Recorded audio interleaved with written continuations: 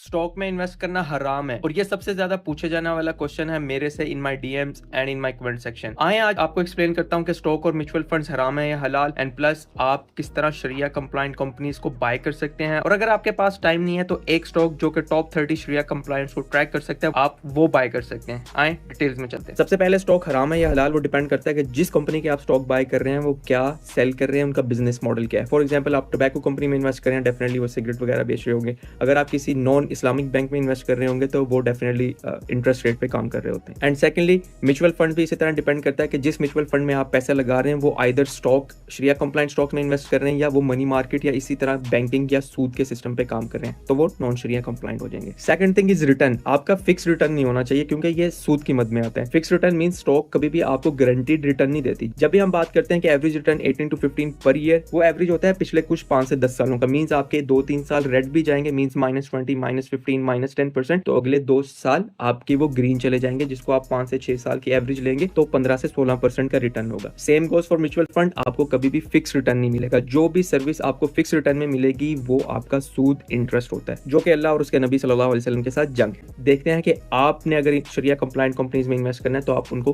किस तरह बाय कर सकते हैं और वो कहां पाई जाएंगी। आपने सिर्फ गूगल पे लिखना है KMI 30 list Pakistan stock exchange PSX, और आप इनमें से कोई भी वेबसाइट खोल लें, पाकिस्तान ऑफिशियल स्टॉक एक्सचेंज की वेबसाइट खोल लें। साथ ही खोलते आपके पास ये वाला पेज खुल जाएगा। इसमें आपने KMI 30 इंडेक्स पे ये रिसेंट रिव्यू ऑफ शरिया कंप्लायंट कंपनीज पे क्लिक करना है और जिसके पास आपके पास ये डॉक्यूमेंट खुल जाएगा जो कि लास्ट नवंबर 14 को जारी हुआ है। Means Pakistan stock exchange regularly शरिया नॉन शरिया कंप्लायंट टॉप 30 को इन एंड आउट करती रहती है। और रिसेंट आपके पास ये वाली टॉप 30 कंपनीज है जिसमें एयरलिंक, अटक refinery, city pharma, DG Khan, Engro, different 30 companies हैं। आप ये टोटल की टोटल शरिया तो ये तो होगी टॉप 30 कंपनीज शरिया कंप्लायंट आपने देखनी किस तरह है। और अगर आपके पास इतना टाइम नहीं है कि आप इंडिविजुअल रिसर्च कर सकें कि किस कंपनी को बाय करना है किसको नहीं करना, तो आप एक स्टॉक बाय कर लें जो कि है महाना इस्लामिक ETF, जो कि एक रेडीमेड बास्केट है इन टॉप 30 कंपनीज की। आप उसको बाय कर लें। ये साल में एक आधी दफा आपको डिविडेंड भी दे देंगे, प्लस जो भी KMI 30 मींस जो भी टॉप 30 शरिया कंप्लायंट का रिटर्न होगा ये उसी के रिटर्न को ऑलमोस्ट मैच करेगा। या नहीं, गूगल पे आपने MII ETF लिखना है तो सबसे पहले वाला लिंक खोल लें। हमारे पास ये महाना इस्लामिक इंडेक्स ETF की प्राइस चल रही है और आपने यहाँ पे नीचे क्लिक कर देना है अंडरलाइंग बास्केट पे, और हमारे पास ये लिस्ट खुल गई है टॉप 30 के, जिसमें भी Abbott, Attock, DG Khan, Engro fertiliser, Faysal bank, Fatima fertiliser, top 30 Islamic शरिया कंप्लायंट कंपनीज